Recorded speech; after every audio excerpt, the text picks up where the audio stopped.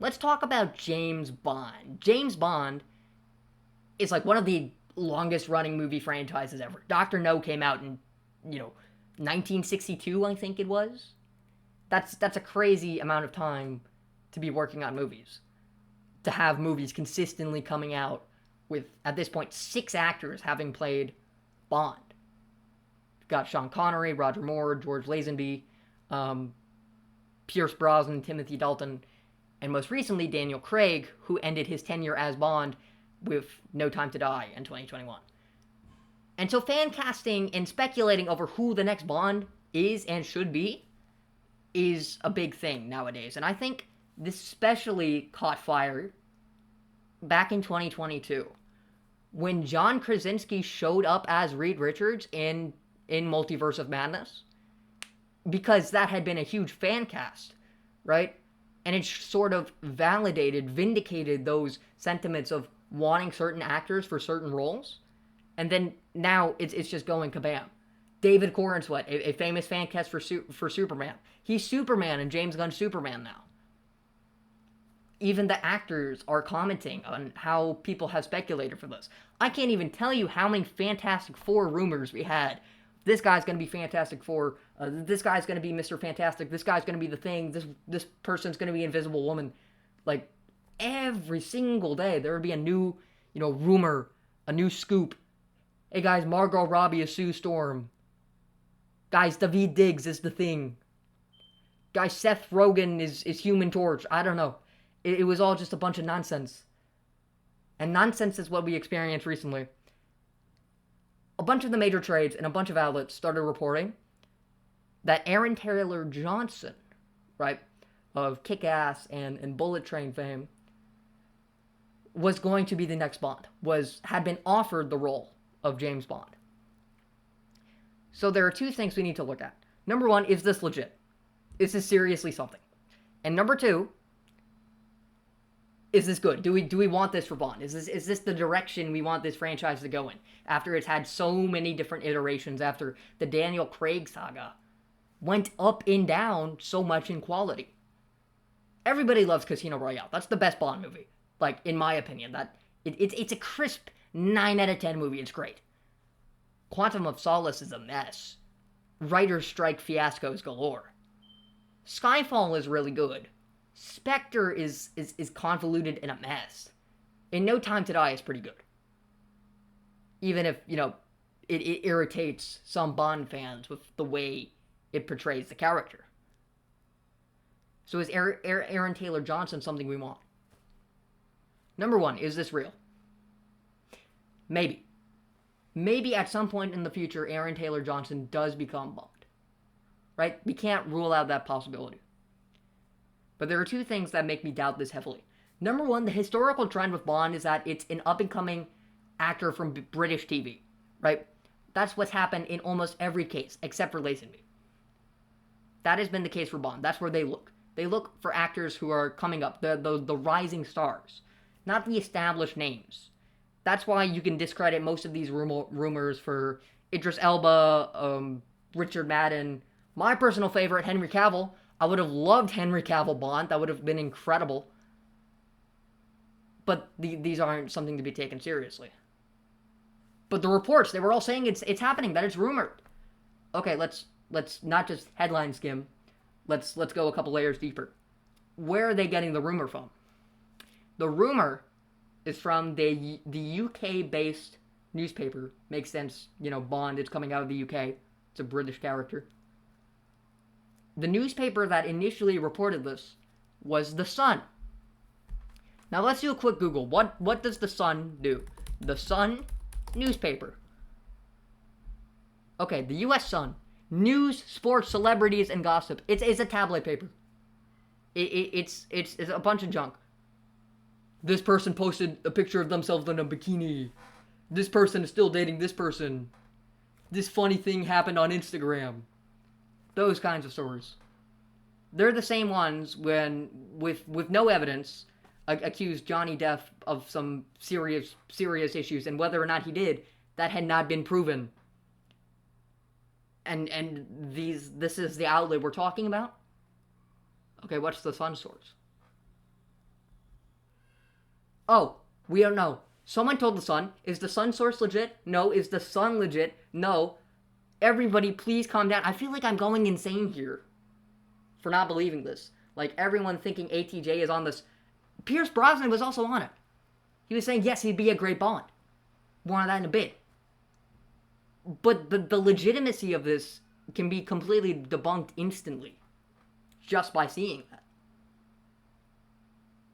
So, I don't know. I feel like I'm going a bit crazy there. So, don't just read the headline.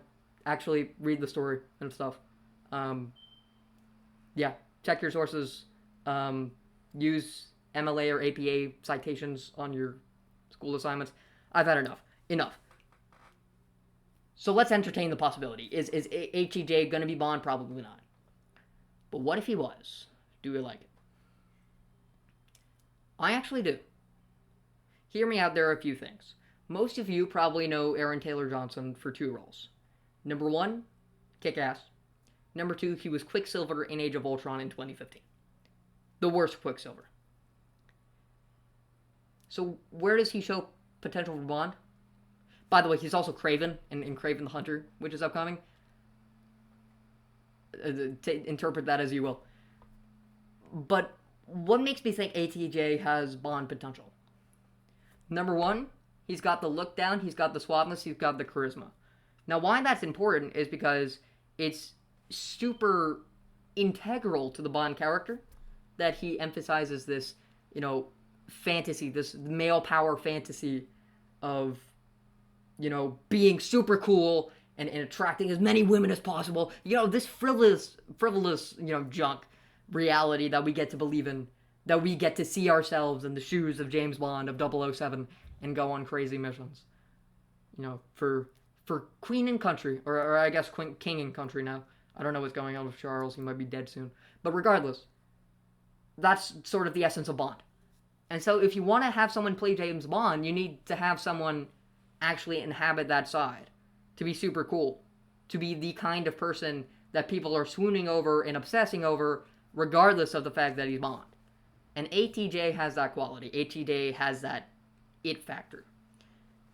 Now, number two is that through his work, ATJ has actually affirmed himself as a capable actor. A thespian, if you will. And the reason I say that is because of Bullet Train.